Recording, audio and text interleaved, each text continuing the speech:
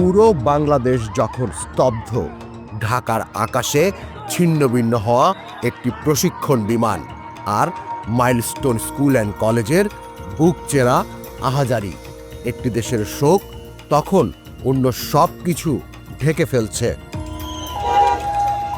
কিন্তু ঠিক তখন 1000 মাইল দূরে রাশিয়ার বরফে ঢাকা এক বিশাল বনাঞ্চলে ঘটে গেল আরও এক ভয়াবহ ঘটনা। রাশিয়ার আমুর অঞ্চলের আকাশে নিখোঁজ হয়ে গেল একটি যাত্রীবাহী অ্যান্টনভ AN-24 বিমান। রাডারে আর নেই, ট্রাফিক কন্ট্রোলের সিগন্যাল নেই, কোথাও নেই, যেন হাওয়ায় মিলিয়ে গেছে। বৃহস্পতিবার গভর্নর ভাসিলি অর্লভ জানান, ব্লাগোভেস্টেনস্ক থেকে তিন্দা শহরে যাওয়ার পথে 570 কিলোমিটার যাত্রাপথে বিমানটির সঙ্গে হঠাৎ করেই যোগাযোগ বিচ্ছিন্ন হয়ে যায়।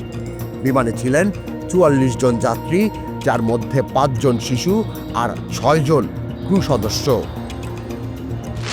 তবে জরুরি সেবা সংস্থার কাছ থেকে আরও ভয়ঙ্কর তথ্য বেরিয়ে আসে। বিমানটি যখন নিখোঁজ হয় তখন তা গন্তব্যের মাত্র কয়েক কিলোমিটার দূরে অবস্থান করছিল।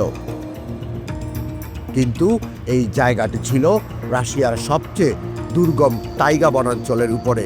এটি সেই বনাঞ্চল যেখানে দিনের পর দিন সূর্যের আলো পৌঁছায় না, আর সংকেত গেলে তা ফিরে আসে না। উদ্ধার তৎপরতা শুরু হয়েছে, কিন্তু বিপত্তি অনেক। ঘন বন, পাহাড়ি রাস্তা, হিমেল ঝড়, সব মিলিয়ে যেন প্রাকৃতিক এক ধাঁধায় হারিয়ে গেছে বিমানটি।